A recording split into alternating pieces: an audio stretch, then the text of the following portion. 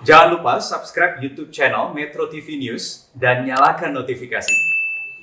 Pemirsa, ketemu lagi di Hot Room only at Metro TV. Saya Hotman Paris dengan co-host saya Nadia Purwoko, lulusan dari Belanda, akan membawakan topik kontensur hukumnya blur. Benar sekali Bang Hotman. Jadi kan sekarang lagi marak ya Bang, di sosial media banyak konten-konten yang meresahkan dan membuat kegaduhan di masyarakat. Ya. Selain itu sepertinya dari segi hukumnya juga agak-agak rancu nih Bang. Nah, menurut Bang Hotman kenapa kita pilih tema itu ya hari ini Bang? Sangat menarik, apalagi sekarang ini lagi banyak idola cari sugar daddy. Dan ini berimplikasi kepada kadang-kadang kepada kontensur, benar ya? Nah, saya ingatkan kembali kepada Hoters yang punya kasus bisa kirim melalui email atau Instagram Hotroom atau bisa langsung direct message ke Instagramnya Hotman Paris Official. dan juga Hoters bisa langsung menyaksikan Hotroom secara live streaming at metrotvnews.com dan juga medcom.id. Nah, Bang, sebelum kita lanjutkan acara kita saksikan dulu tayangan berikut ini.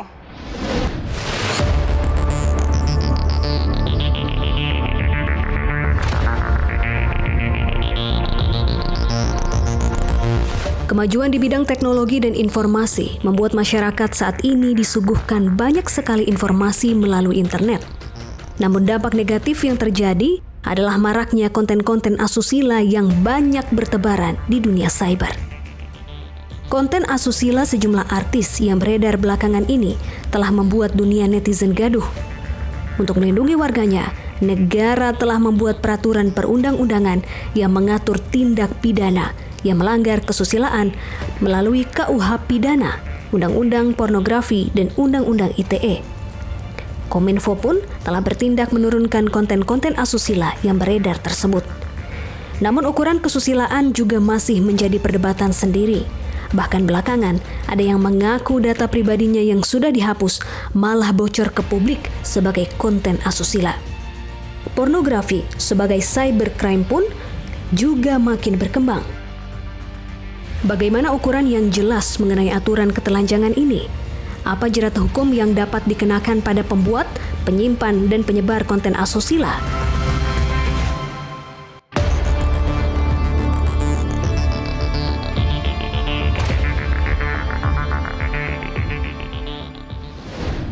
Baik Hoters, sebelum kita memulai perbincangan pada hari ini, saya perkenalkan dahulu narasumber kami yang telah bergabung bersama kami, yaitu ada Bapak Abdul Fikar Hajar, selaku ahli hukum pidana. Selamat malam Pak. Malam Pak. Ada juga Bapak Ibnu Dwi Cahyo, sebagai peneliti Lembaga Riset Keamanan Cyber. Selamat malam Pak. Malam Mbak, malam Bang Hotman.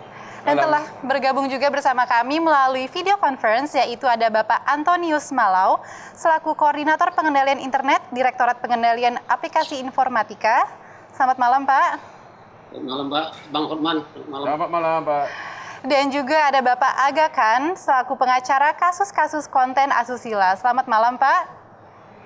Malam, Pak. Malam, Pak Gagan. Selamat malam. Baik, nah kita langsung aja nih ke sesi bedah kasus. Sekiranya Bang Hotman mau nanya langsung kepada ahli hukum pidana kita? Iya, Pak Fikar. Sekarang ini kita kenal ada dikenakan pasal 27 ayat 1 Undang-Undang ITE. Ya. Ada juga Undang-Undang Pornografi. Betul. Itu juga kadang-kadang dijuntokan, dikaitkan dengan Undang-Undang Perdagangan Manusia. Ya. Ada juga dijuntokan ke mucikari pasal 296 KUH Pidana. Ya. Sebenarnya yang paling tepat untuk menangkap pelaku video porno siapa? Pasal yang mana? Oke. Video porno itu pasti muatannya mengandung kesusilaan. Ya. Oke, itu satu. Yang kedua, video Ya. itu kan gambar hidup kan gitu Ya. ya, semacam film gitu.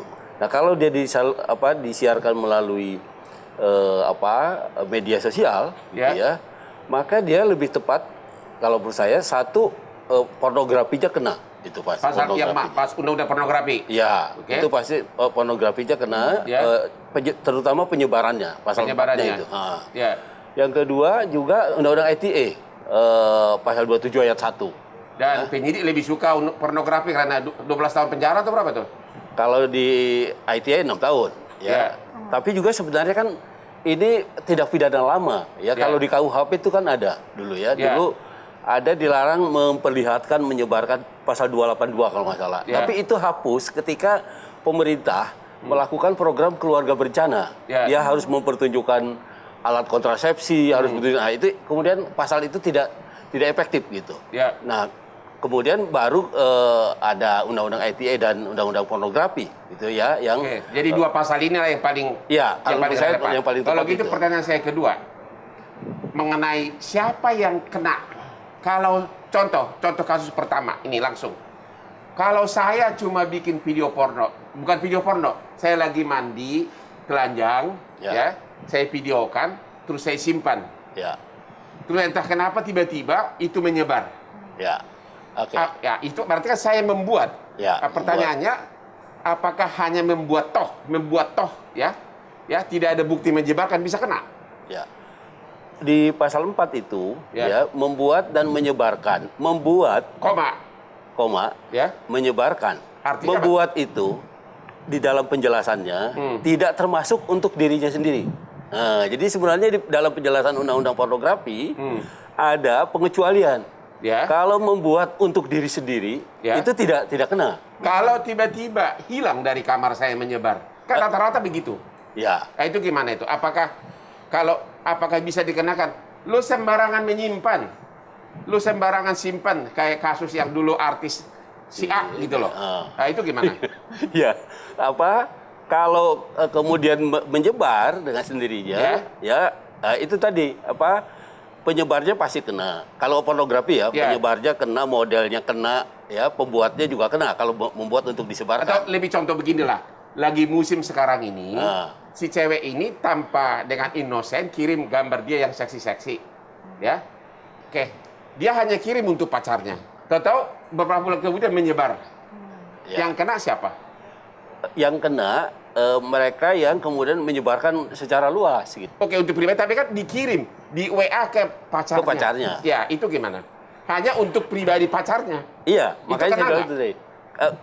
Karena itu ada pengertian untuk umumnya. Umumnya itu kalau untuk cuma satu ke satu, kalau menurut saya itu tidak termasuk umum. Tapi kalau dikirim ke lebih dari 2 atau 3 orang, itu udah menyebarkan namanya gitu. Jadi menurut Bapak, kalau si cewek kirim videonya ke si pacar, tapi kemudian dari si pacar menyebar, si cewek tidak kena. Si cewek tidak kena. Pacarnya itu yang kemudian mendistribusi. Apakah si cewek bisa dianggap membantu? Bisa, gini. Ya. Sebenarnya dia patut menduga gitu bahwa dengan dia mengirimkan kepada pacarnya, ya dia patut menduga itu akan tersebar. Oh enggak, kalau dikirim ke saya jamin tidak akan tersebar. Enggak, iya, tapi makanya itu tadi ada hukum pidana kita mengenal ada patut menduga. Jadi ketika unsur melawan hukumnya dia bisa kena pasal 55. Bisa kena. Bisa kena. Wah, ini para penonton hati-hati nih, kalau nggak nonton acara ini nasihat hukum gratis nih, ya. Yang Bapak amati sekarang, kesusilaan itu yang dianggap porno yang kayak gimana? Apakah kalau cuma di kolam renang pakai bikini, ya, apakah itu melanggar kesusilaan? Ukurannya itu apa? Kan gini, ada orang porno, tapi konteks peristiwanya apa? Kalau orang lagi berenang atau lagi mau melihat, ya itu kalau menurut saya tidak termasuk porno. Kalau berapa banyak pembuat film yang harus ditangkap? Kalau ada cewek lagi belanja cuma pakai BH di mall, itu porno, itu kesusilaan nggak? Nah, kalau itu lain. Di luar negeri itu biasa. Ya. Kalau di Indonesia bagaimana? Itu termasuk pornografi nggak? Kalau menurut saya itu pornografi. Ya. Ya, karena di undang-undang pornografi itu ada apa yang disebut porno itu. Bang Hotman, coba kita tanya ke Pak Ibnu nih, gimana? Ya. Jadi memang kasus-kasus pornografi, video maupun foto yang banyak tersebar terutama di Twitter, itu memang jumlahnya meningkat ya. Oh, banyak banget. Banyak banget. Ya. Karena memang di sebuah grup. Kenapa di Twitter? Karena di Facebook, Instagram, dan YouTube kalau ada konten hubungan seksual maupun ketelanjangan itu langsung kena ban. Benar. Akunnya kena ban, entah permanen atau sementara, dan kontennya sendiri akan langsung di take down. Yeah. Nah, ini beda sama di Twitter. Karena di Twitter ini lebih bebas orang ngomong, orang posting, sehingga memang salah satu yang menyibukkan Kominfo itu adalah melaporkan setiap konten, setiap akun, mana saja yang perlu di-ban dan diblokir. Jadi memang Kominfo dia tidak bisa serta-merta langsung melakukan blokir, ban, karena memang yang bisa melakukan blokir dan ban ini adalah pihak platform, dalam ini Twitter. Selain Twitter juga Mara ada di Google Drive, di Telegram. Bahkan ini menjadi salah satu bisnis bagi orang-orang yang ngerti cara memainkannya gimana. Mereka ngumpulkan banyak video, banyak foto-foto yang sebagian besar itu adalah sumbernya dari mantan pacar, mantan sugar daddy, seperti itu. Jadi dikumpulin sama mereka, posting di Twitter, siapa aja yang mau videonya full. Karena di Twitter kan cuma 2 menit 19 detik. Yang mau full 10 menit, daftar 50.000, 100.000, dimasukin ke grup Telegram. Mereka dibagi link Google Drive, seperti itu. Nah, ini menjadi ternyata rame selama WFH. Karena banyak pasangan yang nggak bisa ketemu kan. Akhirnya mereka minta foto dengan pose bugil atau video dengan pose-pose tertentu, dan itu ternyata kalau udah putus marahan ya, itu kesebar. Nah, dari penelitian Bapak, memang sekarang ini cenderung si orang pacaran atau pasangan memang meminta pasangannya untuk berfoto bugil ria begitu. Itu penelitian, ada kecenderungan begitu? Pak Ibnu, mohon maaf Pak Ibnu, kita tahan dulu jawabannya. Kita juga akan mendengar komentar dari Kominfo. Jangan kemana-mana pemirsa, tetap di Hot Room.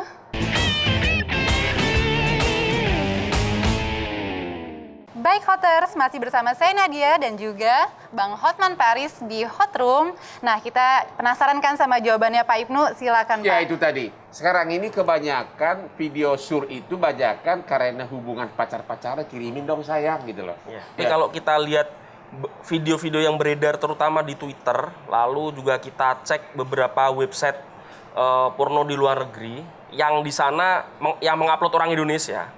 Itu memang ternyata sekarang kebanyakan video lokal itu memang video hubungan antara pasangan, lalu juga seperti tadi seorang wanita yang dia melakukan pose-pose tertentu seperti itu.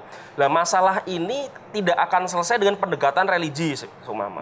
Harus ada pendekatan edukasi kurikulum pendidikan, karena ternyata ada juga konten yang dibuat oleh anak SMP. Anak SMA banyak sekali, gitu.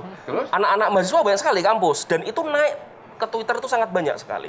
Kenapa kita kuncinya untuk mengurangi ini dengan pendekatan yang sifatnya edukatif? Karena kalau kita kasih tahu sejak SMP, sejak SMA, do and don't-nya yang dilakukan di dunia maya, nggak boleh loh, secinta-cintanya kamu sama seseorang, jangan kirim gambar saat bugil, gitu.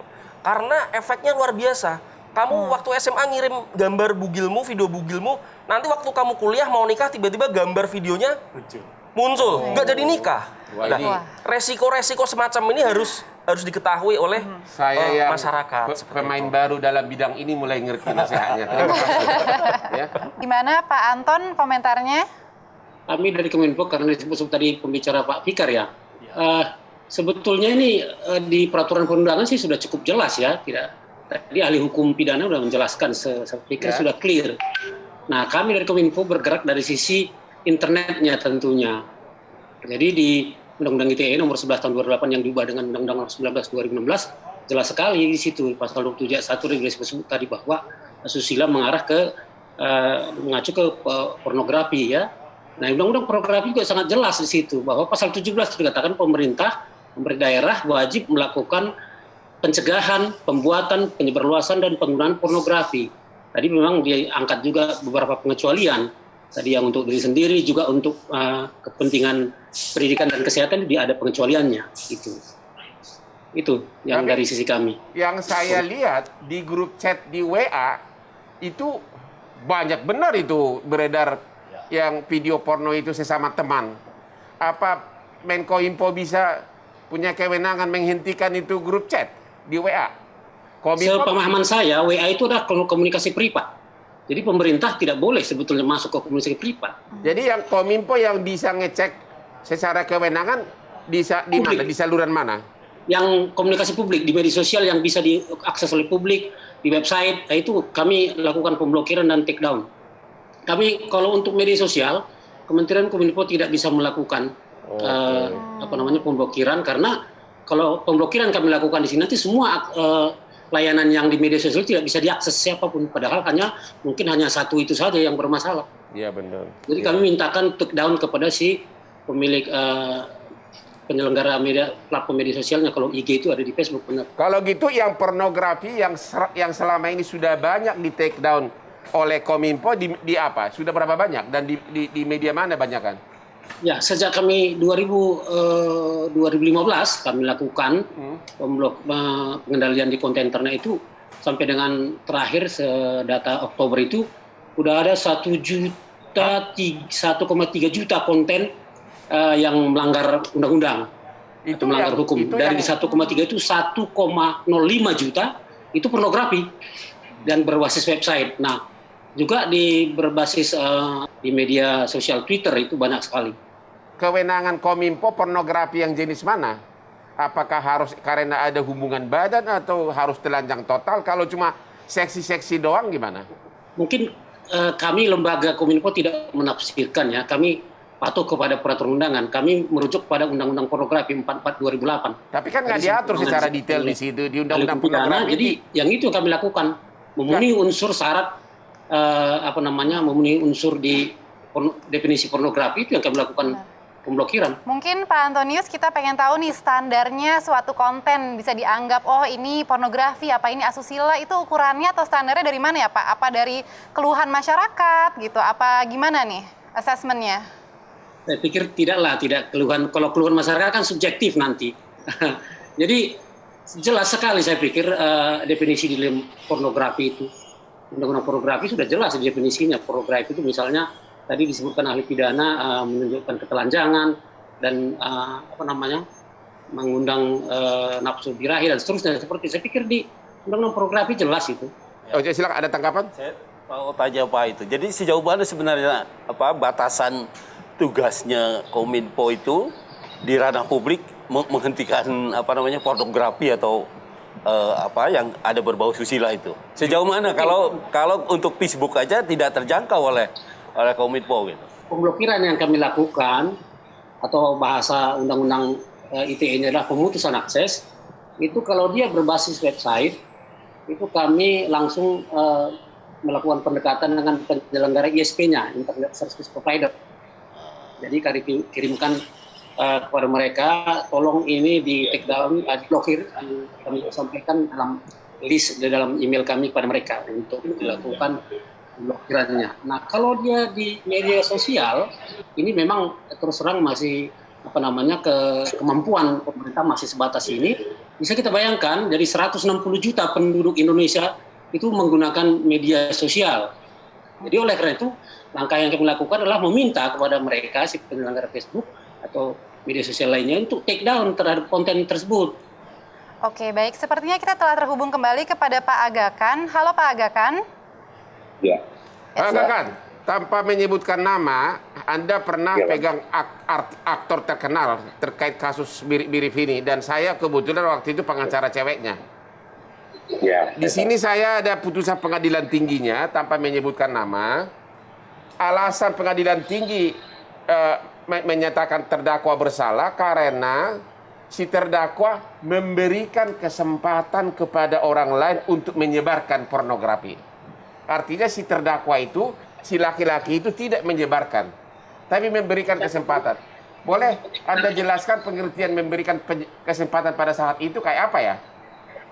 Ya, itu kan kalau saya memang dipaksakan aja kalau saya lihat. Jadi kalau menyebarkan, jadi kalau pertimbangan hukumnya dia hanya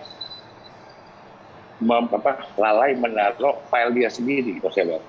Jadi hanya karena lalai. Hanya dia lupa lalai, hanya data file folder pribadi dan folder lain dicampur pas dia ngasih ke rekaman video, yang itu yang dianggap lalai. Kalau saya lihat itu bukan seperti ada salah satu laptop, itu kan memang filenya terbawa oleh programmer musik itu oknum tersebut. Nah, di situ pas dibuka ternyata ada file tersebut. Padahal file tersebut memang harus dibuka dengan ada password segala macam, tapi tetap dibilang itu lalai. Oh, jadi jadi saya anggap itu agak bertentangan dengan ketentuan kepentingan pribadi, itu diperbolehkan. Nah, tadi ahli bilang kalau tidak itu tidak bisa dihukum. Nah, klien saya bisa dihukum karena menurutnya padahal itu ada persetujuan dari pihak wanitanya juga kan, coba untuk boleh tidak bisa dihukum tersebut. Oh, begitu. Sebenarnya kalau dalam teori hukum internet, dia mencuri data PE kita. Benar. Tapi kita dianggap lalai. Oh, artinya tanpa persetujuan pun dianggap sudah ikut membantu menyebarkan, padahal kan dia tidak setuju. Iya, setuju. Beda dengan Setuju, cewek sama pacarnya itu lebih parah lagi dong. Kan dengan pada sukarela dikasih foto Oke, video. Bang Hotman, kita break sejenak dulu. Pemirsa jangan kemana-mana, tetap di Hot Room.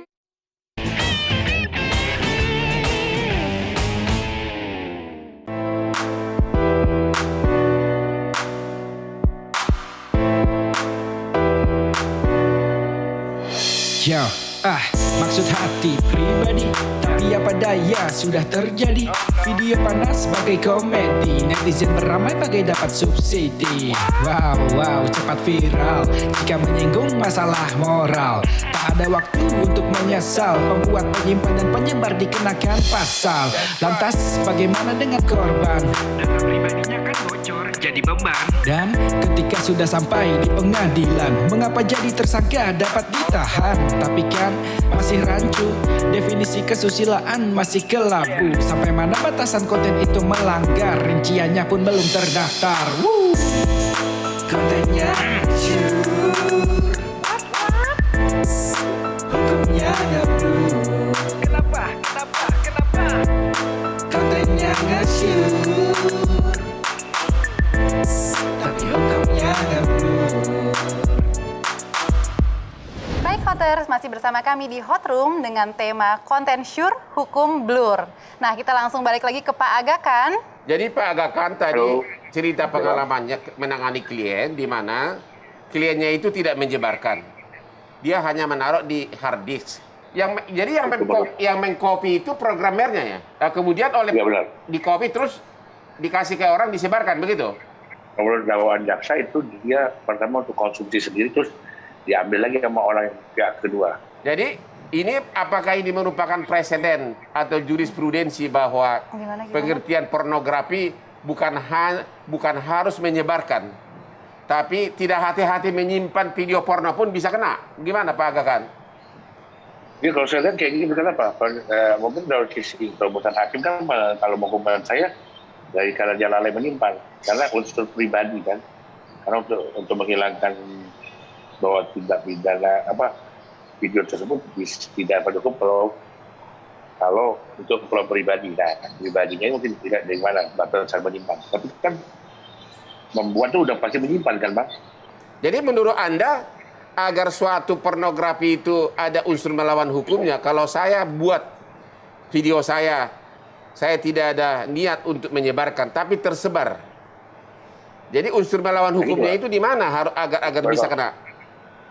Kalau saya lihat paling kita kayak abang gimana, kayak itu tersebar, abang langsung ke kantor polisi atau kemana untuk buat statement buat korban apa kan? Nah bukan kayak yang ngetrend sekarang, pura-pura hilang handphone kayak apa, dia kan memberikan keterangan palsu ke polisi. Kalau dia langsung ngaku, wah ini handphone saya, dan kemungkinan itu gambar saya kan Bang, disalahgunakan. Cukup ngomong gitu, gak usah ngaku. Kita tahu juga kan mengenai hak privasi warga negara kan Bang. Karena itu emang video pribadi kan, kita juga gak usah mengaku. Tapi kan rata-rata orang yang membuat video itu, apalagi orang-orang terkenal itu adalah korban. Dia bikin memang tidak untuk disebarkan. Kemudian tersebar. Ada salah dia. Ya. Oke, Bang. Jadi gimana Pak Fikar? Karena ngomongnya bahwa itu bukan video Pak Fikar, unsur melawan hukumnya itu di mana? Kalau saya orang terkenal, saya bikin video untuk pribadi, saya simpan rapat-rapat, tapi entah kenapa tersebar. Unsur melawan hukumnya di mana? Oke. Inti dari pornografi itu sebenarnya penyebarannya, pornografinya dan penyebarannya itu sebenarnya memperdagangkan segala macam itu intinya penyebaran. Oke. Sekarang menyebarkan itu kan kalimat aktif itu sebenarnya ya kan, dengan sengaja aktif gitu.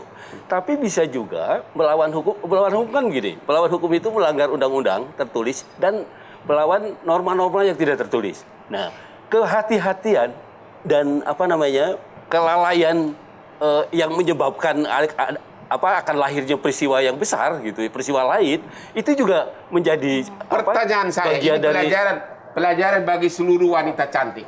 Kalau seorang wanita dengan sukarela kirim video surnya ke pacarnya, si cewek itu kena nggak?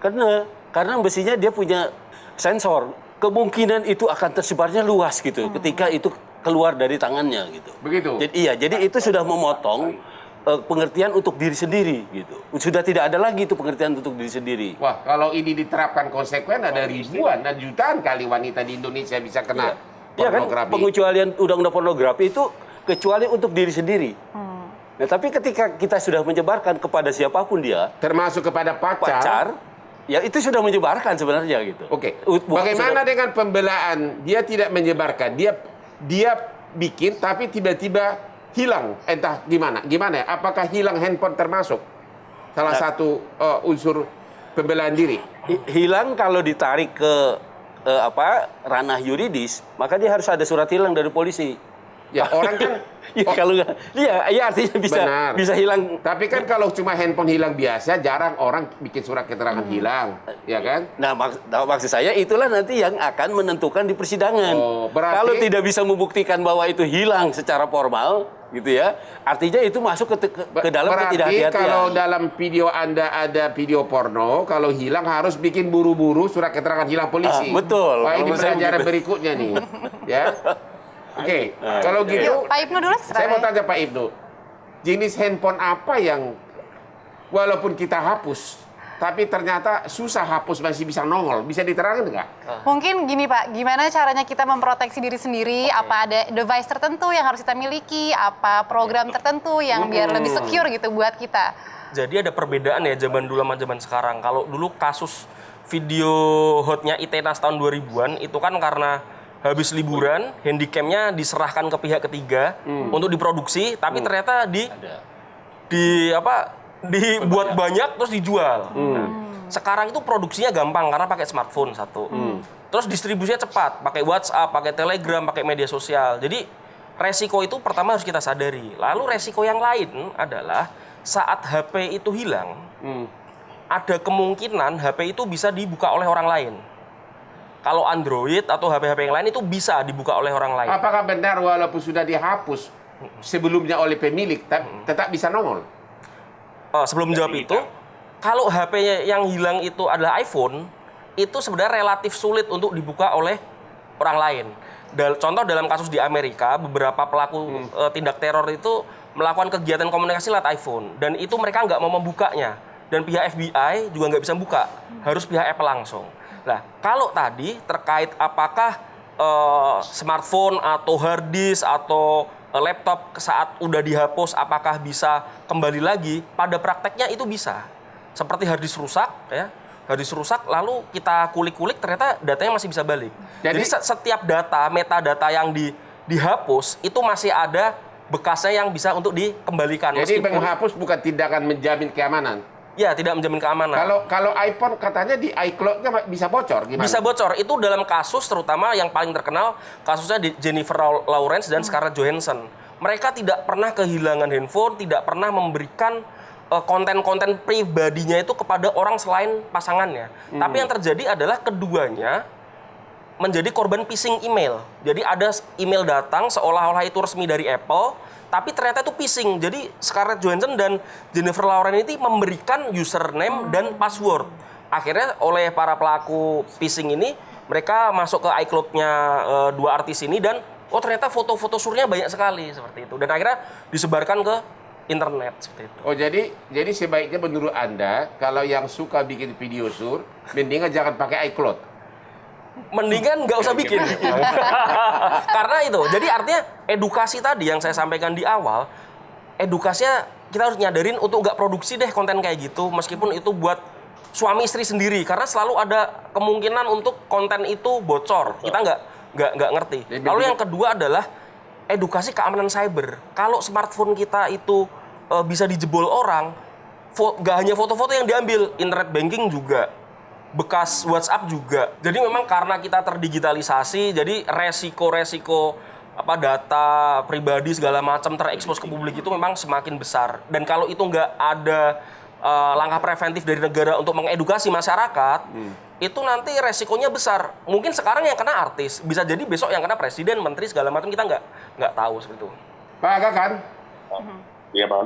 Jadi menurut Anda sekarang ini harus berhati-hati masyarakat, tidak hanya tidak hanya yang menyebarkan video porno yang bisa kena, termasuk juga yang lalai. Pemainnya pun bisa kena kan, Bang. Video pun kalau ahli gizi kan bisa kena. Kenapa? Kalau dia lalai. Yang kedua, kalau dia tidak mengakui itu gambarnya atau tidak, sama aja dia memasukkan keterangan palsu dong dalam BAP polisi. Jadi menurut Anda sebagai pengacara, kalau ada cewek misalnya kehilangan handphone, ternyata beberapa tahun kemudian ketahuan ada video sur di dalam, sebaiknya jawaban si cewek itu bagaimana? Pembelaannya bagaimana? Ya. Korban aja, sebagai korban. Artinya mengaku sebagai korban dan sur, tapi kalau dapat korban polisi langsung tidak mengaku sebagai di situ. Mengaku sebagai korban dan tidak memperlihatkan unsur kelalaian, begitu? Iya, contohnya di awal dia udah datang ke polisi bukan mengadukan si ini, dan dia dirugikan dengan ide penyebaran ini. Mungkin bahasanya kita setel dikit lah, bukan terlihat dia sebagai pelaku. Pak Fikar, kalau misalnya begini, 3 tahun atau 5 tahun lalu hilang handphone, melapor ke polisi sekarang udah terlambat. Tahu ada video sur di sana, melapor bahwa kehilangan udah terlambat, udah 5 tahun. Ya. Sebaiknya si korban ini yang mungkin tidak ada niat menyebarkan, apa yang harus dia lakukan? Misalnya, ya agar dia jangan kena. Kalau menurut saya itu tadi, ya satu-satunya langkah yuridis yang bisa dilakukan adalah laporan bahwa itu hilang gitu. Oke. Bukan Sudah keburu lewat, dia nggak sadar. Misalnya dia hapus, tapi kemudian hilang. 5 tahun kemudian baru nongol. Baru tersebar video ini. Buat laporan hilang udah terlambat. kalau menurut saya bisa kena itu. Karena tidak ada upaya apa-apa gitu. Mestinya itu kan menjadi konsumsi pribadi. Ya. Tapi begitu dia tersebar keluar, apapun sebabnya, tanpa bisa dia tanpa bisa memproteksi secara yuridis, ya. Kalau menurut saya kena tuh. Ya, karena ketidakhati-hatiannya itu tadi. Itu kan presidennya itu kan. Bukankah dengan dia menghapus itu sudah merupakan suatu kehati-hatian? Yang kedua, bukankah dengan berlalunya bertahun-tahun, bukankah itu bukti bahwa memang tidak ada resiko? Kan gini, menghapus itu kata kerja kan. Artinya harus ada siapa yang tahu dia menghapus, itu satu. Kalau lama itu kaitannya dengan daluarsa. Apakah satu tindak pidana itu daluarsa atau tidak? Kan itu. Iya kan, kalau umpamanya pornografi itu 12 tahun ancaman hukumannya, dia masih 6 tahun 12 tahun ke depan masih daluarsanya gitu. Artinya masih sangat mungkin ada penuntutan gitu loh. Baik pemirsa, kita break dulu sejenak, masih di Hot Room. Masih bersama Hot Room, kita sampai di segmen terakhir nih. Satu pertanyaan tujukan kepada Pak Antoni dari Kominfo, silakan Bang. Ya Pak Antoni, dari konten yang di take down oleh Kominfo, lebih banyak yang bernuansa politik atau perbandingannya dengan bernuansa pornografi berapa banyak? Paling banyak pornografi, Bang. Hah? Paling banyak? Bapak asik nonton dong. Kawan-kawan lah yang melakukan verifikasi terhadap konten. Kirain bernuansa politik yang menentang pemerintah yang paling banyak atau berbau anti agama atau pecah belah agama, bukannya? Jadi kami punya mesin AIS di Kominfo, mesin pengais namanya. Jadi dengan mesin ini melakukan pengenalan pendekatan terhadap gambar warna kulit dengan menggunakan mesin artificial intelligence, mesin kecerdasan buatan. Nanti alat ini yang mengenali. Jadi dengan ini akan lebih mempercepat pekerjaan kami. Nanti terakhirnya memang dilakukan oleh verifikator untuk membuktikan apakah benar ini website ini mengandung gambar ini betul-betul pornografi. Jadi cek ulang, diverifikasi lagi oleh manusia. Jadi ada alat Kominfo untuk memverifikasi apakah pornografi atau tidak. Itu hebat banget itu. Yang memverifikasi tetap orang. Jadi alat ini hanya untuk memudahkan orang-orang itu untuk mengais lebih banyak konten yang diduga porno di media internet. Nah, ini mesin AIS ini efektif nggak ya Pak selama ini? Untuk membantu kerja kami sangat efektif untuk mengenali satu konten ini pornografi atau tidak. Baik, terima kasih Pak Antonius. Kita sampai ke penghujung acara nih, tapi sebelum kita selesaikan acara ini, mohon untuk para narasumber memberikan closing statement ya. Bisa dimulai dari Pak Ibnu, silahkan Pak. Ya, terutama dalam konteks kalau orang tidak berniat menyebarkan tapi tersebar. Jadi sebaiknya bagaimana rakyat ini berperilaku gitu loh. Ya. Jadi memang negara punya tanggung jawab. Yang pertama, mengedukasi masyarakat agar sadar ada resiko-resiko dengan semakin terdigitalisasinya kehidupan kita. Lalu yang kedua, negara juga punya tanggung jawab untuk menyelesaikan undang-undang perlindungan data pribadi. Nah, salah satu isinya kalau kita merefer pada GDPR ini General Data Protection Regulation, undang-undang PDP di Uni Eropa, di dalamnya harus ada hak bagi masyarakat, bagi warga negara untuk meminta konten tentang dia dihapus. Artinya kalau ada seorang wanita yang dia ternyata ada foto atau ada konten video yang sudah tersebar di dunia maya, kalau ada undang-undang PDP ini, perlindungan data pribadi, dia punya hak meminta konten itu untuk dihapus. Bahkan itu berlaku sebenarnya nggak hanya di wilayah lingkup Indonesia, tapi juga di seluruh dunia. Nah, dua hal ini yang memang harusnya mulai digalakkan oleh negara sehingga masyarakat ini nggak hanya merasa sebagai objek terus, tetapi juga merasa dilindungi oleh produk undang-undang. Tapi kan ya, menikmati pornografi untuk diri sendiri itu adalah hak Anda, gitu ya. Dan itu boleh, gitu, sepanjang tidak disebar. Yang menjadi persoalan adalah kalau dia tersebar atau menyebar atau tidak sengaja disebar. Nah, karena itu, ya, saya kira kalaupun Anda pernah membuat seperti itu, lebih baik ditaruh di media yang lain, atau kalaupun Anda sial, ya, hilang itu handphone belum dipindahkan kontennya, maka kalau menurut saya pendekatan yuridisnya adalah membuat surat hilang, gitu. Nah, oleh apa? Itu untuk memproteksi Anda sendiri kalau pada satu saat apa ya isi dari handphone Anda yang bisa tersebar tempat lain, Anda bisa memproteksi dengan surat hilang itu, bahwa penyebarannya di luar jadi begitu hilang handphone Anda yang di dalamnya banyak kenangan-kenangan luar biasa, terutama yang berbau pornografi, buru-buru bikin surat keterangan hilang, begitu ya? Ya. Selanjutnya Pak Antonius, mohon diberikan closing statement-nya Pak. Ya, kalau dari kami, karena kami di hilir ya, kami pencet tombol untuk penghapusan. Jadi kami juga seperti disampaikan oleh pembicara peneliti tadi, bahwa edukasi perlu, edukasi kepada masyarakat. Dan mungkin saya singkat saja, saya akan katakan bahwa jangan bugil di depan kamera. Terima kasih. Jangan bugil depan kamera. Silakan Pak Aga kan. Ya, saya simpul gini aja. Ikutin aja sesuatu yang ada di Indonesia, jangan ngeyel-ngeyel, dan sesuatu yang indah maupun bisa itu cukup kita cerna dalam otak kita sendiri, kita rekam di otak, nggak usah di dunia media, bahaya. Silakan Bang Hotman, closing statement-nya. Pengertian pornografi di Indonesia dalam praktek sekarang ini bukan hanya yang sengaja menyebarkan, di mana kelalaian menyimpan, ya, yang tidak menyimpan suatu hard disk atau video yang dalamnya video porno juga dianggap sebagai memberikan kesempatan kepada orang lain. Jadi kesimpulan berikutnya adalah, kalaupun Anda membuat video tentang diri Anda, pastikan itu jangan di handphone yang Anda sering pakai. Karena kalau sampai hilang, Anda juga bisa kena. Atau cara lain adalah kalau handphone Anda hilang, buru-buru bikin apa? Surat keterangan hilang. Demikianlah kesimpulan dari Hotman Paris. Jadi bukan hanya menyebarkan, membuktikan sebagai korban itu kadang susah. Demikian kesimpulan saya. Baik, terima kasih Bang Hotman untuk kesimpulannya. Terima kasih juga untuk para narasumber yang telah hadir bersama kami, baik di studio maupun melalui media online. Semoga perbincangan pada hari ini membuahkan manfaat bagi kita semua. Dan jangan lupa untuk terus saksikan Hot Room setiap Selasa hanya di Metro TV. Saya Nadia Purwoko dan Gus Lora Hotman Paris. Undur diri. Sampai jumpa. Jadi video panas bagai komedi, netizen beramai bagai dapat subsidi. Wow, cepat viral jika menyinggung masalah moral. Tak ada waktu untuk menyesal, pembuat, penyimpan, dan penyebar dikenakan pasal. Lantas bagaimana dengan korban?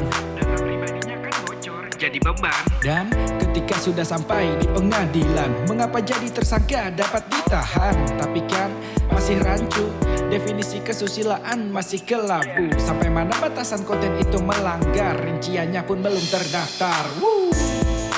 Kontennya hancur, hukumnya ngeblur. Kenapa? Kontennya nge-shoot.